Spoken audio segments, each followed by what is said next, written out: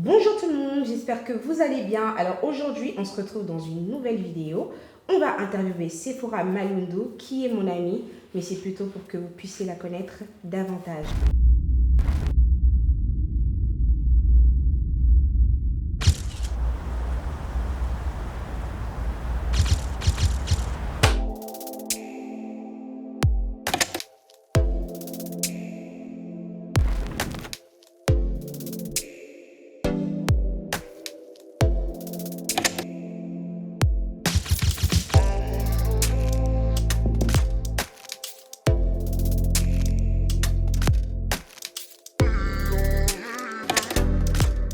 Alors, pour ceux qui ne me connaissent pas, donc moi je m'appelle Sephora Malundu, j'ai 24 ans. Je pense que beaucoup de personnes le savent derrière cette vidéo YouTube.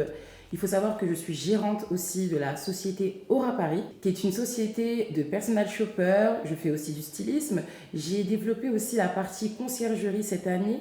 C'est vrai que c'est un petit peu difficile le commencement, mais je m'y accroche. Donc voilà, je suis un petit bout de femme. J'ai encore beaucoup de choses à vous dire sur moi. Et j'espère que cette interview va super bien se passer et que vous allez aimer à découvrir un peu plus ma personne. Alors, parle-nous un peu de ton enfance. Tu es d'une fratrie de combien de frères et de sœurs? Et où est-ce que tu as grandi? Où est-ce que tu es née? Ok, super. Alors, il faut savoir que moi, je suis la plus grande, je suis l'aînée de ma famille. J'ai deux petits frères, un petit frère qui s'appelle Israël et l'autre qui s'appelle Eli. Ils ont quel âge? Alors, si je me trompe pas, parce que c'est compliqué un petit peu avec les 2000, quand ça commence.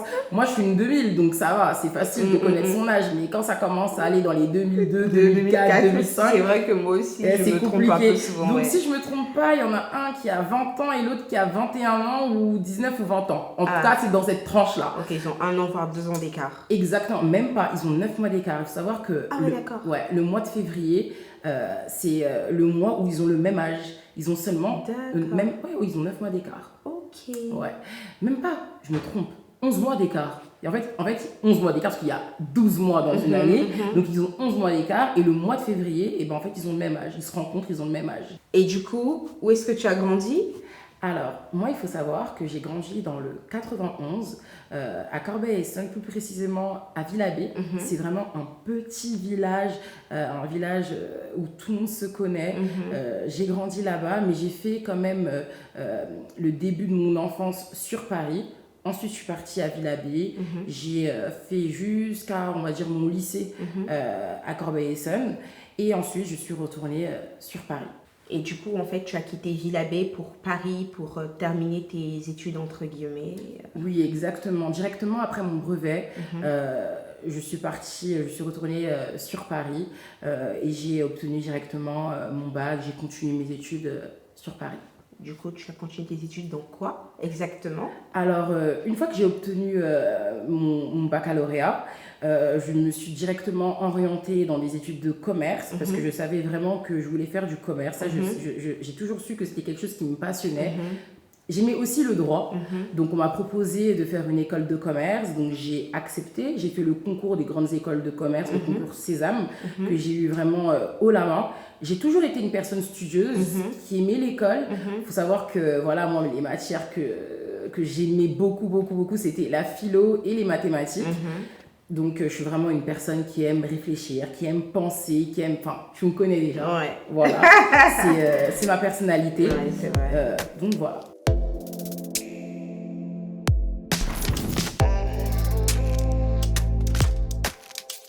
Alors, d'où t'es venue, du coup, la passion pour le personal shopping?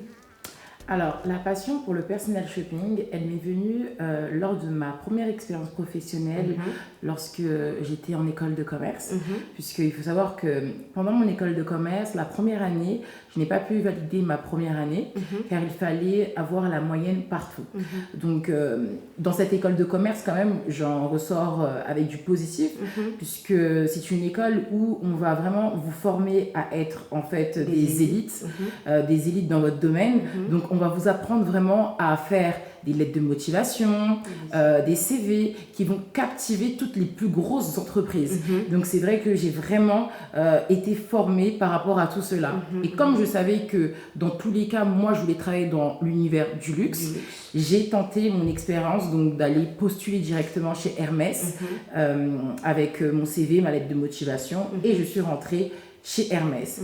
Et en rentrant dans cette maison, j'ai pu, comment expliquer, j'ai pu trouver cette réelle passion pour le luxe, mais j'ai pu aussi voir quelque chose qui m'a énormément frustrée, c'est que je savais qu'après cette expérience, que je ne voulais pas être conseillère de vente toute ma vie.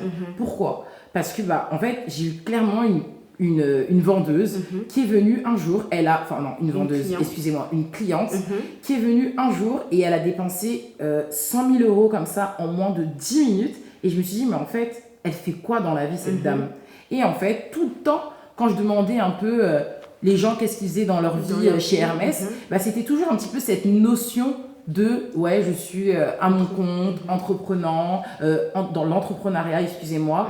Et je me suis dit, mais moi aussi, il faut que j'entreprenne. Moi aussi, il faut que je fasse quelque chose.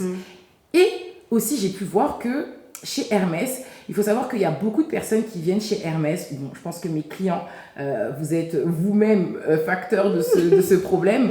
Vous partez en boutique, vous ne trouvez jamais vos tailles, jamais ce que vous voulez, jamais le modèle exact que vous voulez. Et surtout les étrangers qui viennent par exemple 2 semaines à Paris, ils ne peuvent pas passer leur temps à passer leur temps en boutique rien que pour une paire de chaussures. Donc je me suis dit en fait, il y a un besoin. Il y a un besoin. Donc j'ai commencé à prendre quelques demandes, chercher les paires de chaussures pour mes clientes, faire des mises de côté, les rappeler. J'étais vraiment contente du fait que en fait, j'aidais quelqu'un à trouver quelque chose. C'était quelque chose de satisfaisant en fait. Je le faisais sans savoir que je faisais en fait du personal shopping. Voilà. Et donc du coup, petit à petit, voilà, j'ai pu faire ma clientèle. Quand je suis sortie de mon expérience chez Hermès, j'ai enchaîné les maisons de luxe. J'ai travaillé chez Gucci, j'ai travaillé chez Burberry, j'ai pu travailler chez Prada, qui est une maison qui est hyper stricte, qui vous apprennent vraiment les codes du luxe. C'est quelque chose que j'ai bien appris. Et par toutes ces expériences, j'ai pu avoir directement un super grand carnet de clients et de bonnes connexions, de bons contacts pour commencer dans l'univers du personal shopping. Donc ça m'a vraiment aidée. Je ne dis pas qu'il faut forcément travailler tout d'abord dans le luxe pour pouvoir être personal shopper, mais c'est vrai qu'en toute sincérité, c'est le chemin, voilà, c'est l'élément déclencheur qui a fait que j'ai pu devenir personal shopper aujourd'hui.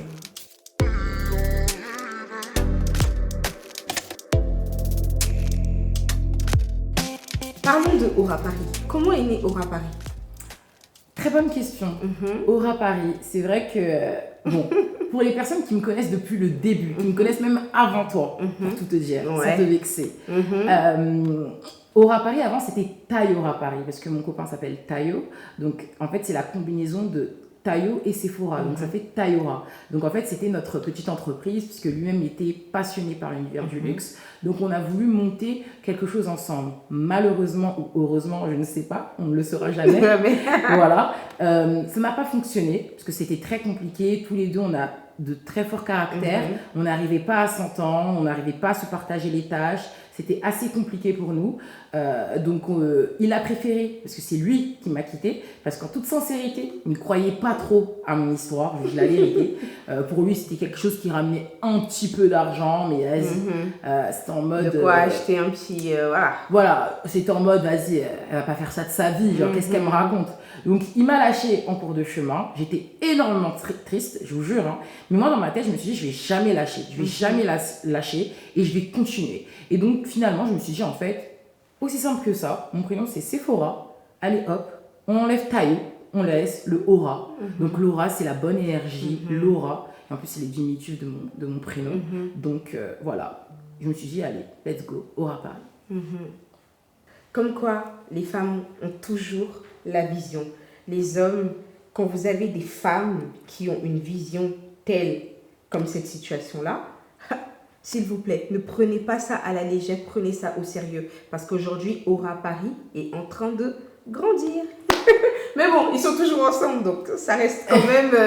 Et en toute sincérité, même des fois, voilà, la maman de mon copain, des fois, elle en parle, hein, elle dit oui, n'oublie pas, hein, vous avez commencé ensemble et tout, vous étiez à deux de base, etc. Et c'est vrai que c'est marrant parce que moi, même que je lui dis à sa maman, mais vous savez, votre fils, il n'a pas cru en moi au début, hein, il n'a pas trop cru en moi, c'était pas trop son truc. Et maintenant, en toute sincérité, voilà, on en rigole.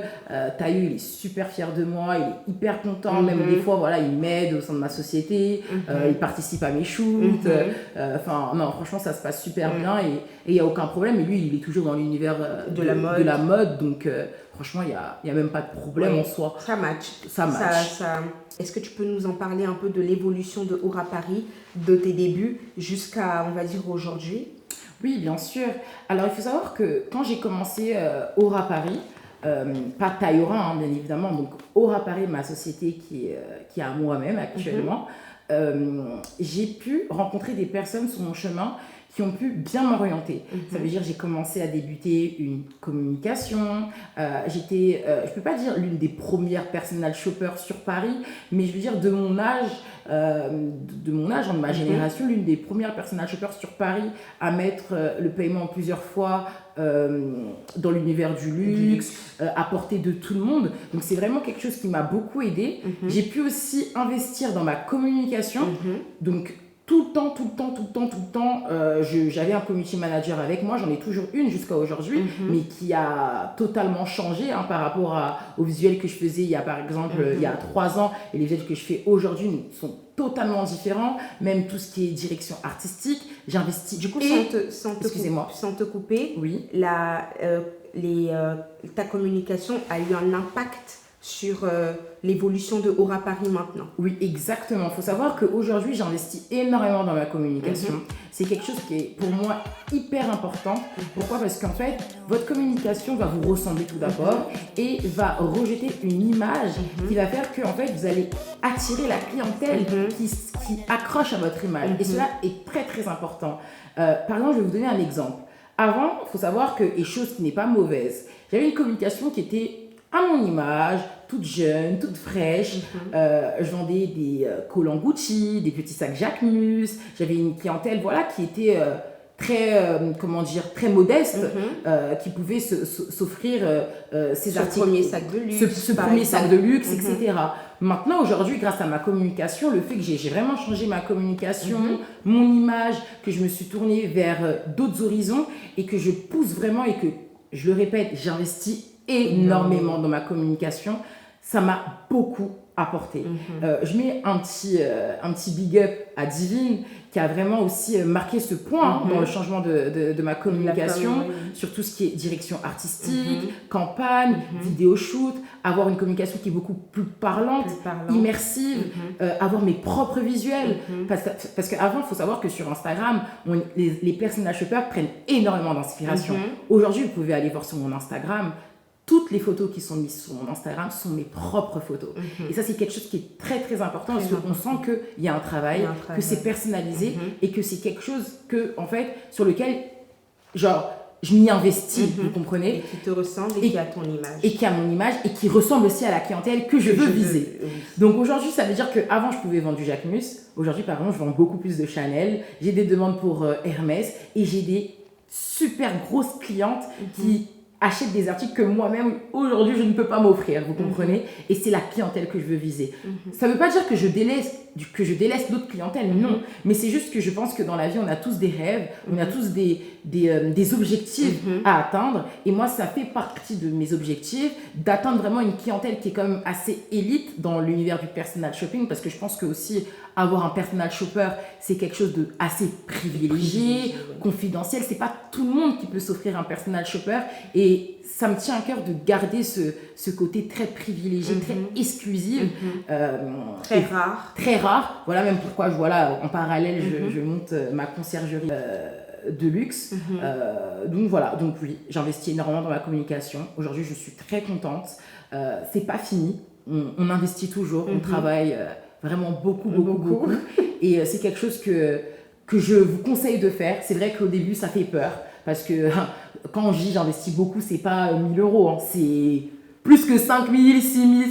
Franchement, quand vous additionnez, on dépense beaucoup. Mais sur le long terme, je vous jure, je vous promets que vous voyez une différence qui est fulgurante, du jamais vu. Et je suis en mode, waouh, en fait, le travail paye. Et la clé d'un business, c'est-à-dire que même si vous voulez vendre une bouteille d'eau, tout passe par la communication. Le branding. Le branding, la communication. Et encore, je vous dis la vérité, je ne suis même pas arrivée. C'est-à-dire qu'il y a des personnes qui voient ma communication en mode, waouh, ce qu'elle fait, c'est incroyable. Mais pour moi, je suis en mode, ok, je l'ai fait, mais je peux encore mieux faire, parce qu'il n'y a pas que la communication, bien évidemment, il y a le service client, il y a le branding, il y a le fait d'avoir ses propres locaux, il y a plein de choses à développer. Mais step by step, on y arrive. Mais c'est vrai qu'aujourd'hui, ma communication, pour moi, c'est une chose sur laquelle je ne rigole pas et qui est très important pour moi.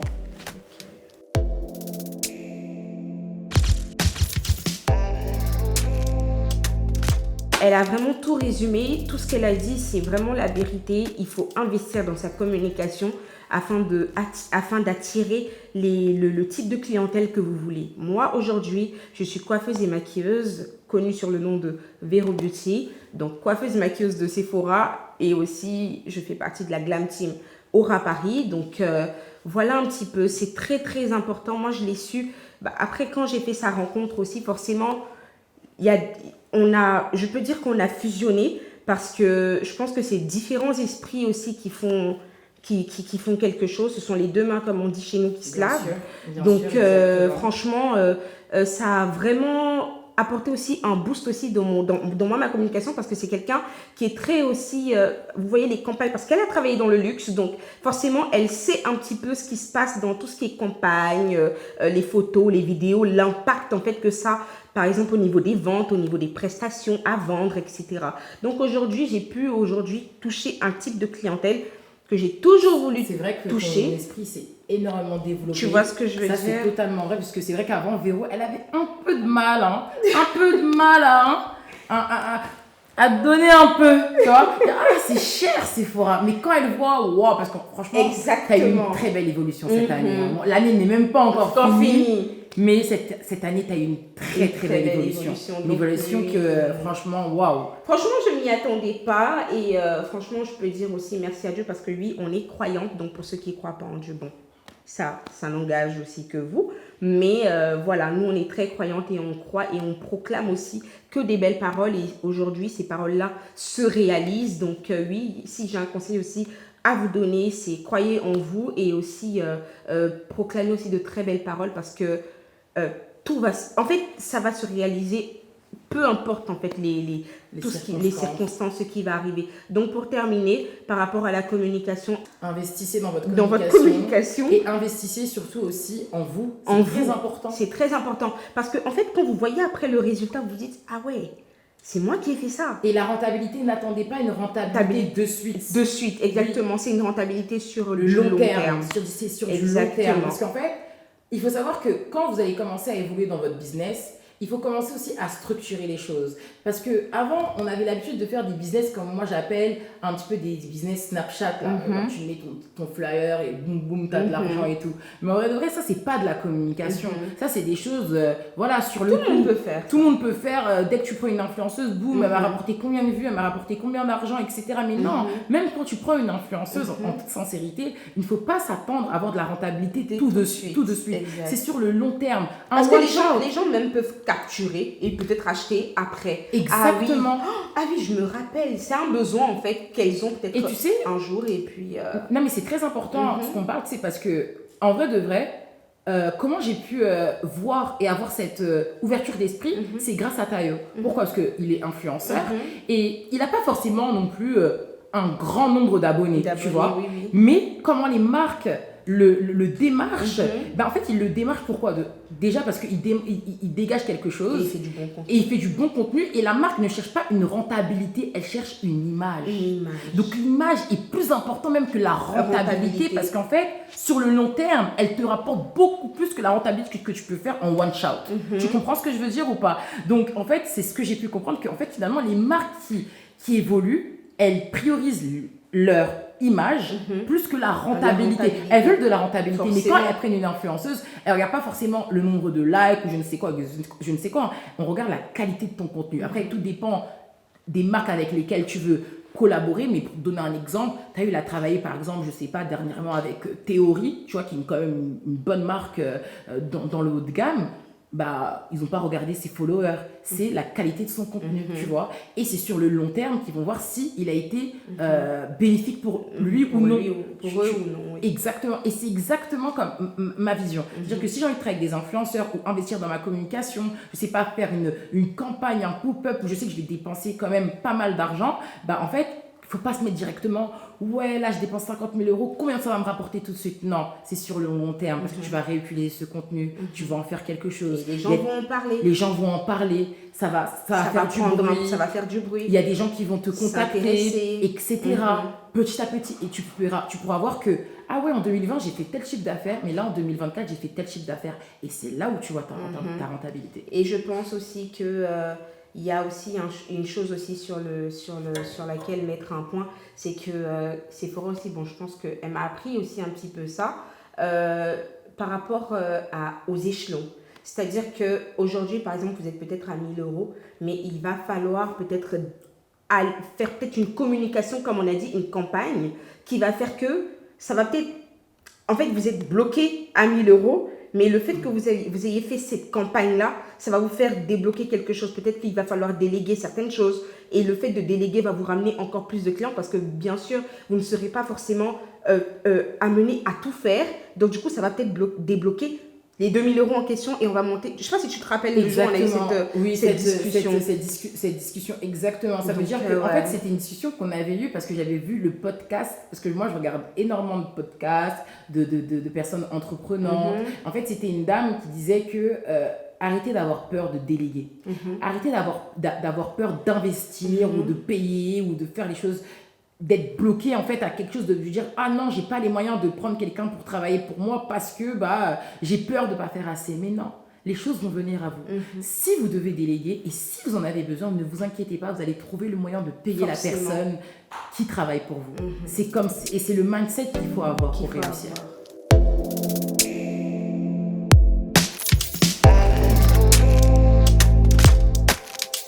Bah oui, Sephora, t'es maman d'un petit garçon. Et comment tu fais du coup pour concilier la vie de femme boss ladies et ton côté, ta vie personnelle, privée? Alors, c'est vrai que je suis maman d'un petit garçon de 2 ans. Il a eu 2 ans le 22 août. C'est la plus belle chose qui m'est arrivée dans ma vie. Il s'appelle Jacob. Jacob. Bon, moi, je le connais déjà. Voilà, c'est mon petit bobo, comme on dit chez les Nigériens. Franchement, ça a été très difficile parce qu'en toute sincérité, c'était pas une grossesse qui a été prévue.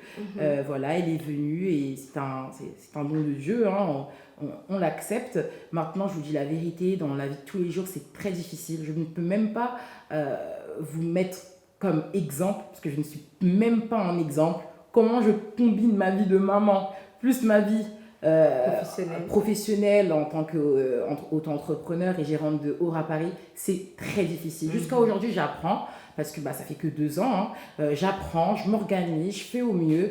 C'est vrai que je suis super bien entourée, mais là, en vrai de vrai, sur ce sujet-là, il y a énormément de choses à dire. Donc, je pense que je ferai une vidéo vraiment spéciale maternité, grossesse, vie de maman, où vous aurez peut-être même des questions à me poser en commentaire, où je pourrais faire une vidéo où vraiment je vais approfondir ce sujet. Mais globalement, je vous dis la vérité, je suis entourée. Voilà, j'ai 2 magnifiques mamies qui sont auprès de moi, qui m'aident énormément, qui croient en moi, franchement, parce que je pense que si elles m'aident énormément, c'est parce que elles savent la charge de travail que j'ai, elles savent que je suis jeune, elles connaissent la situation actuelle, donc voilà, le papa aussi est présent, ça aide, donc voilà, on fait comme on peut, et dans ma tête, en fait, je me dis, en fait, peu importe les circonstances que j'ai, et même vous, en tant que maman, c'est très important de vous le dire, et c'est même pas égoïste, hein.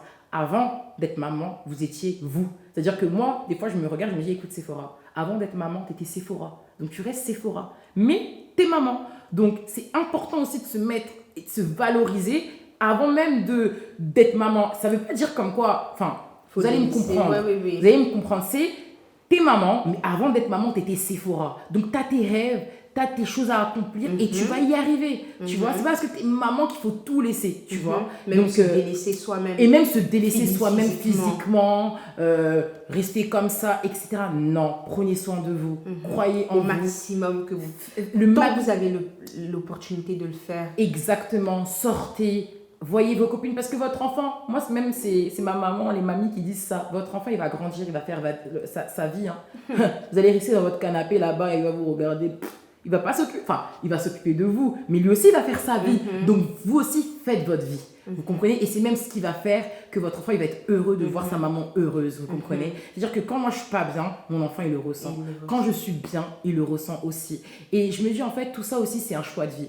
Je vous dis là en toute sincérité aussi que je ne passe pas autant de temps avec mon fils que d'autres mamans. Vous comprenez? Mais je me dis aussi c'est un choix dans le contexte où j'ai envie d'offrir le meilleur à mon fils. Je dis pas que l'argent fait tout, mais on va pas se mentir que l'argent quand même il contribue. C'est-à-dire que au bonheur. Voilà, le fait que par exemple là que j'ai déménagé, que je puisse mettre mon fils dans une crèche privée, qu'il puisse habiter dans un bel appartement, manger à sa faim, enfin vous voyez, avoir tout ce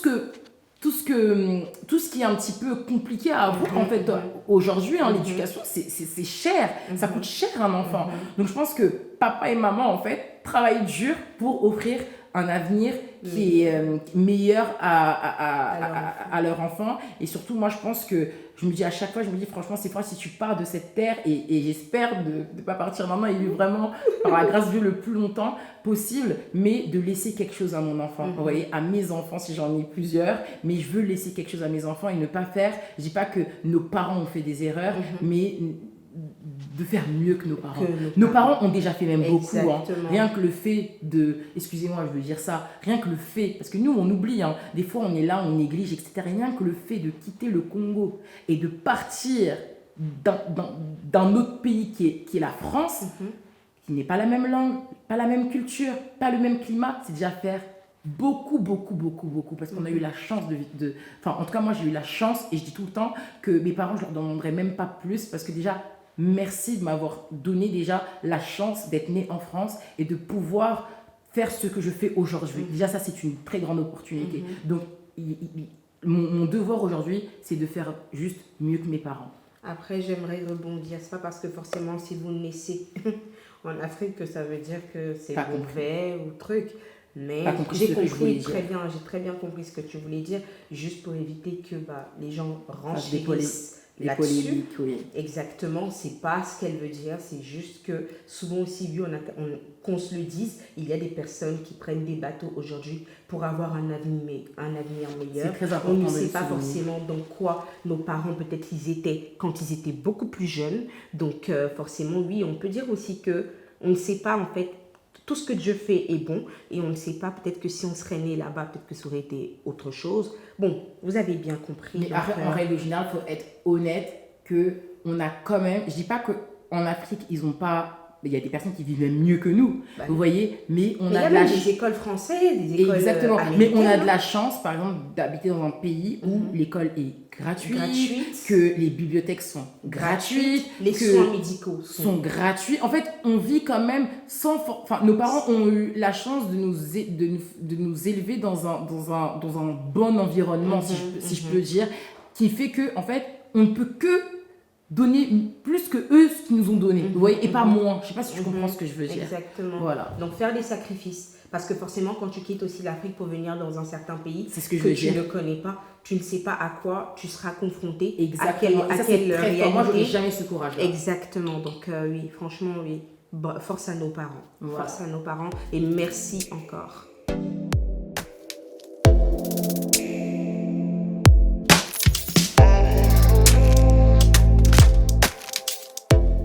Dis-nous ton plus grand rêve, genre, pour toi, qu'est-ce que donc, déjà dans 10 ans, comment tu te vois? Parce que, bon, dans 10 ans, on a presque la trentaine, et c'est là où je pense que l'adulte, vraiment, tu vois ce que je veux dire?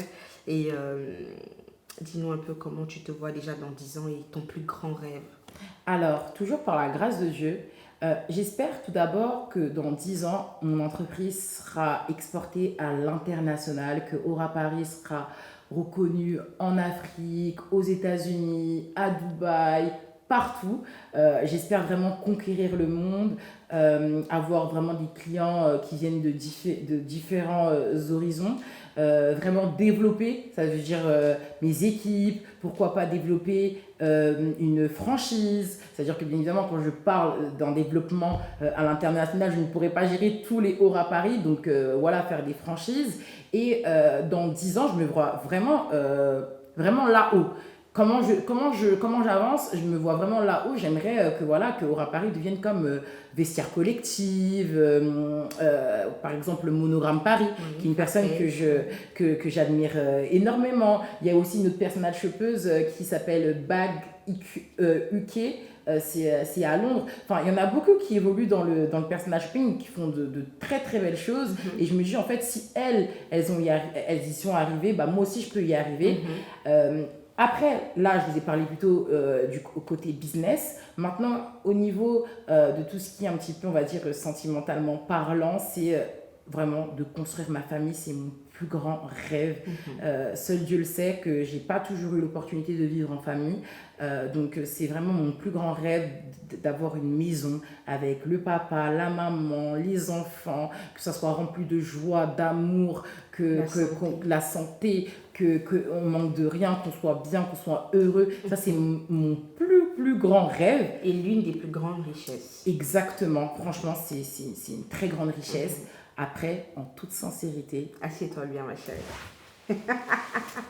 Vous voulez que je vous dise la vérité? Oui. De toute façon, en vrai de vrai, c'est pas une honte. Hein. C'est pas une honte. C'est pas une honte. Mais je sais qu'il y a des personnes qui peuvent dire, ouais, c'est vrai, elle est trop matrixée. Des fois, vous dites, je suis matrixée. Elle est trop extrémiste. En fait, j'ai mon plan. Je sais que je vais devenir millionnaire. Je le sais. Et je veux. Et je veux devenir millionnaire. Et je le serai. Et je le serai, par la grâce de Dieu. Mais en fait, je vous dis la vérité, je suis matrixée par ça. Mon plus grand rêve, c'est d'être millionnaire. De toucher le million. C'est de toucher le million, c'est de voir les zéros là. Vous voyez, mais de le toucher, genre, et bien comme il faut, genre de me dire, purée, j'ai travaillé, j'ai fait ça, j'ai fait ça, j'ai fait ça, j'ai fait ça. C'est le fruit de mon travail. Et là, je veux dire, tu vois, I am a boss. I am a lady boss. Non, là, je pourrais le dire, tu vois. Tu vois, genre, avoir une couverture Forbes, genre, Sephora Malundu. Non, même pas. Attendez, je vais faire l'introduction. Sephora Malundu, issue d'une grande école de commerce qui a développé Aura Paris, aujourd'hui a pu avoir un capital de plus de 2 millions d'euros avec Aura Paris. C'est une très... Vous voyez? Je sais même pas. C'est trop. C'est trop. Je me vois millionnaire. Voilà, mon rêve, c'est d'être millionnaire. Vous avez capté ou pas? Elle était bien ma petite introduction. Non? Ouais. Pas mal. Pour tout vous dire, c'est un peu le but d'une vie, de réussir sa vie, d'être stable financièrement, arriver à un certain âge, d'être bien, d'être stable. Et puis, oui, c'est le fruit de notre travail. Forcément, à un moment donné, on arrive à 30 ans, il faut quand même qu'on ait un certain patrimoine, quand même. Voire un, voire deux, voire trois, voire plusieurs. Qui sait? Peut-être que Dieu nous réserve des grandes surprises, peut-être dans 1 an, dans 6 mois, dans 2 ans, dans 3 ans. On ne sait pas. Donc, voilà un petit peu. C'est vraiment le but d'une vie. Et puis, voilà. Donc, qu'est-ce qu'on peut dire aussi, de... hein. De toute façon, moi, je suis une personne... Autant je me le souhaite, mais autant je le souhaite aussi à mes amis. Vous voyez, je veux avoir un entourage qui réussit. Je veux avoir des copines qui se lèvent tôt, qui veulent chercher leur avenir et qui voient grand. Parce que moi, je vois grand. Quand j'ai mes copines qui sont trop flemmardes, je leur dis et ça m'énerve, je n'aime pas ça. Vous voyez, je veux qu'on réussisse, qu'on vive bien notre vie, qu'on puisse avoir tout. En fait, ce que moi j'ai, je veux que mes copines l'ont, mon entourage l'ait, même mes frères. Enfin, pour moi, c'est très, très, très important. Et vraiment, je souhaite à tout le monde de réussir. Et voilà, quand je dis millionnaire, voilà, bon, ça, c'est mon rêve à moi, c'est mes objectifs à moi, j'ai mon plan établi. Et voilà, c'est tout moi, en fait. Mais je vous souhaite, en fait, que même si c'est pas d'être millionnaire, c'est autre chose, d'aller au bout de vos rêves et de rien lâcher, quoi qu'il arrive, de continuer. Et même moi, actuellement, dans le chemin que j'emprunte, actuellement, je vous dis la vérité, j'ai beaucoup plus d'échecs que des réussites. Mais quand j'ai des réussites, elles sont grandes, je vous jure. Elles sont grandes et elles sont... Franchement, on les déguste bien. Comme on dit, la hauteur de tes souffrances, la hauteur de tes échecs équivalent en fait à ta réussite, en gros, à la hauteur de ta réussite. Donc, je préfère même beaucoup souffrir parce que je sais que forcément je vais voir le soleil. Les beaux jours vont arriver. Après la pluie, le beau temps. Ouais. Après, moi, je suis une personne, il faut savoir que même quand j'ai des problèmes, j'arrive toujours à trouver des solutions à tous mes problèmes. C'est-à-dire que même si je suis dans la situation la plus problématique, la plus dramatique, j'aurai toujours une solution à mon problème. Je ne vais pas m'abattre sur mon sort trop longtemps. Je n'aime pas rester trop sur mon sort. Par contre, je trouve que ça, c'est quelque chose qu'elle a au fur et à mesure du temps. Parce que oui, moi, je suis comme ça. Vous voyez ce que je veux dire? Et forcément, quand je marche avec quelqu'un, forcément... En fait, moi, j'ai un truc, c'est que je ne m'apitoie pas sur mon sort. C'est-à-dire que ce qui se passe maintenant, je sais que ça va passer. Même si je pleure, je sais que ça va passer. Donc, c'est ce que j'ai dit à Sephora. Même s'il manque un truc, s'il te plaît, fais comme si on avait déjà. Vous voyez ce que je veux dire? Ça c'est vrai. J'ai fait un travail sur ça. Tout ce que je fais, il y a Dieu dedans. En tout cas. Et c'est vrai que ce que tu disais, c'est que, en fait, c'est même pas... En fait, par exemple, je donne un exemple. Moi, je suis hyper perfectionniste. Hyper perfectionniste dans le contexte où, quand il manque quelque chose, ça me perturbe.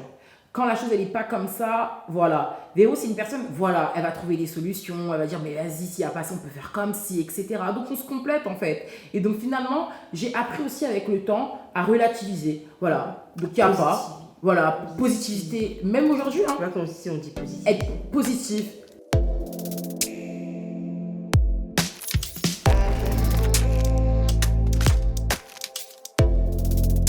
Alors Sephora, la vidéo tire à sa fin. Donc, quels sont les conseils que tu pourrais donner à tous les jeunes hommes comme femmes qui nous regardent, même les personnes aussi qui sont beaucoup plus grands que nous, hein.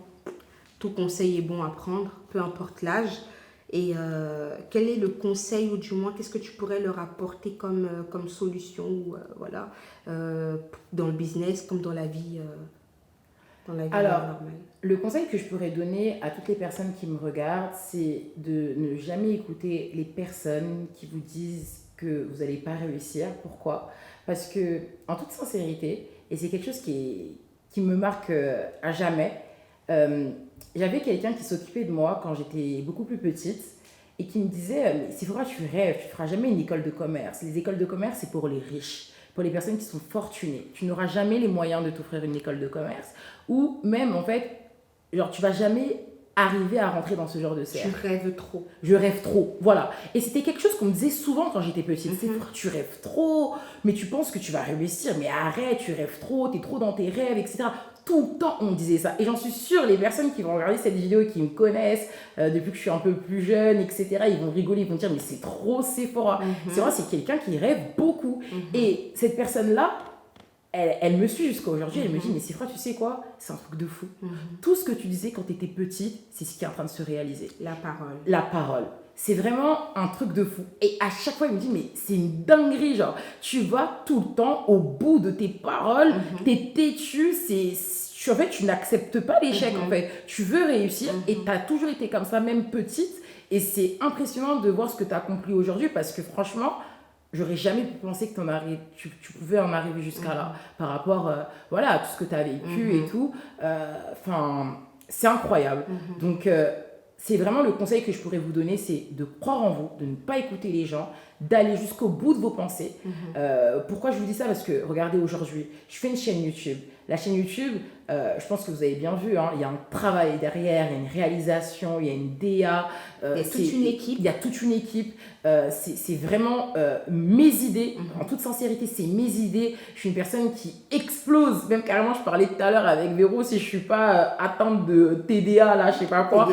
TDAH, parce que je suis une personne, en fait, je réfléchis constamment. Même quand je dors, je déborde d'idées. Des fois, je peux appeler Véro. Ouais, Véro, j'ai telle idée. Elle me dit, s'il te plaît. S'il te plaît, viens, on dort, genre, je suis fatiguée. En fait, voilà, je suis comme ça. Et là, en fait, toutes les idées que je mets actuellement en place, bah, ce sont mes idées et c'est ce que je veux faire et c'est ce que c'est ce que j'ai envie de vous montrer et donc je veux aller jusqu'au bout de mes rêves et faire en sorte que cette chaîne YouTube aille loin. Donc peu importe ce que les gens peuvent me dire oui, c'est trop, c'est extravagant, c'est beaucoup trop, etc. Mais ne vous inquiétez pas, j'ai mon idée derrière la tête, je Et sais c'est ce que toi. et c'est moi et je sais ce que je veux faire et je vais y aller jusqu'au bout.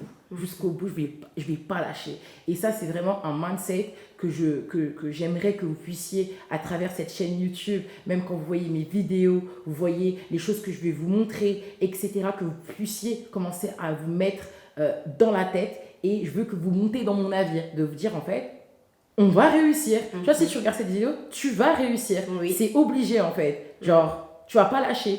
Et voilà, genre, persévère, continue. La route est longue, ça va être dur parce qu'il y a beaucoup plus d'échecs que de réussites. Ça, c'est quelque chose qui est totalement vrai. Les personnes qui réussissent, elles montent tout le temps en mode voilà, j'ai réussi, mais elles montrent jamais vraiment comment elles ont fait. Les pleurs, les nuits, les insomnies, Exactement. les maux de tête, les manques de confiance. Les manques de confiance. Genre le manque de sommeil aussi, franchement, on montre pas tout ça. Et moi, je dis pas que j'ai réussi. Les amis, je suis même pas à 10% de mes capacités. Et même pour rebondir, j'ai un tout petit témoignage. Je dirais pas un petit témoignage. Quand je dis un petit témoignage, c'est plutôt dans le sens où on est dans l'interview de Sephora, où je lui pose des questions pour que vous puissiez apprendre à la connaître. Mais si j'ai un témoignage, c'est un grand témoignage qui pourrait édifier plus d'une ou plus d'un, c'est que j'ai eu mon local aujourd'hui par la grâce de Dieu. J'ai aujourd'hui Vero Beauty à ses locaux. Applaudissez les réalisateurs. Et du coup, il faut savoir que ça n'a pas été facile. Il faut savoir que quand je vous dis la parole, c'est la langue qui lie et c'est la langue qui délie. C'est la langue qui bénit et c'est la langue qui maudit. Je vous le dis et c'est réel. J'ai dit à Dieu, j'ai fait une prière à Dieu. J'ai dit Seigneur, carrément je vous en parle, j'ai les larmes aux yeux. Son local, arrêtez, tu vas me faire pleurer aussi. Arrête. On ne doit pas pleurer là.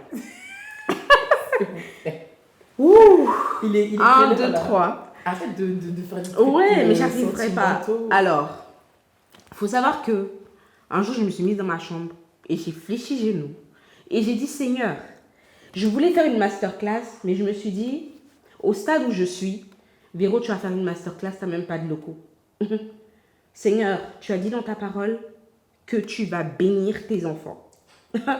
Et aujourd'hui, je vous dis aujourd'hui, j'ai mes locaux. Et vous ne savez pas, j'ai fait comme ça. Je me suis fait arnaquer une fois par des personnes. J'ai eu des locaux, oui, c'est vrai. Mais en fait, le temps de Dieu n'est pas notre temps. Et ça, je vous le dis. Ne vous précipitez pas pour la réussite ou pour la gloire. Le jour, ça va arriver, vous allez bien le savourer et ça va même encore être beaucoup plus juteux, beaucoup plus savoureux, beaucoup plus délicieux. Parce que vous allez vous asseoir et en fait, Dieu, quand il fait ce genre de choses, c'est pour vous faire c'est pour faire de vous un témoignage. Je ne sais pas si vous comprenez ce que je veux dire. Aujourd'hui, j'ai des locaux.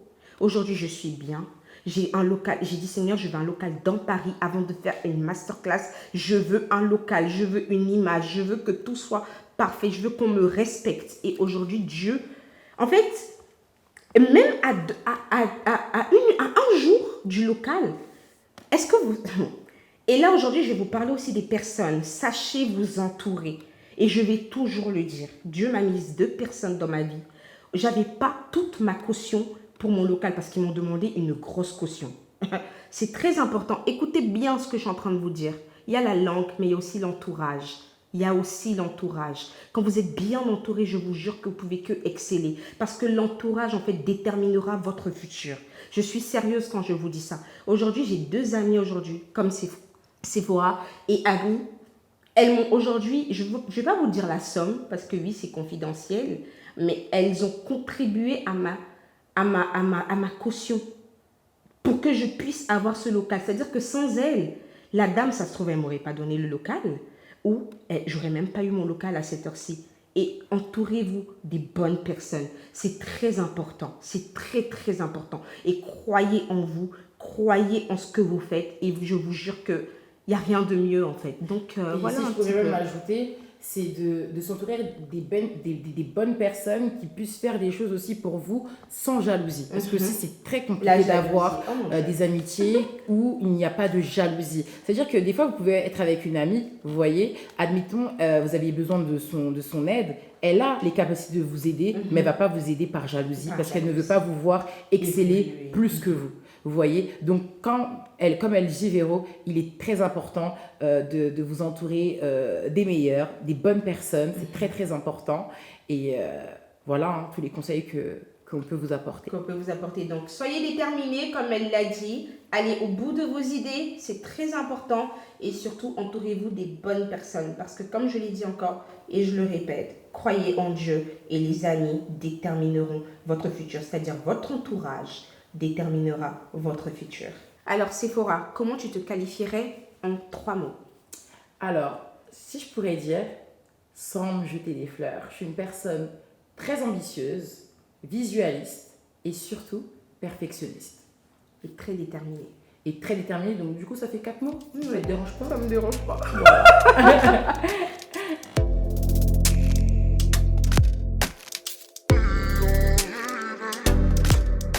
Alors là, on arrive sur la fin de la vidéo, mais attention, il y a un prochain épisode qui arrive très prochainement, qui a même déjà été tourné. C'est le vlog. Voilà, le directeur qui se sentait tellement mal à l'aise par rapport à la situation, il m'a proposé des pièces qui sont normalement hyper compliquées à avoir. Vous allez me voir en boutique, acheter les articles des clientes, voir un peu comment ça se passe en fait, en totale réalité. Vous allez vraiment me suivre dans une journée et ça va être vraiment trop bien. Donc préparez-vous, préparez vos popcorn, préparez votre zone d'atterrissage parce que là, ça va barder. On part dans le futur. À très bientôt chez Aura Paris.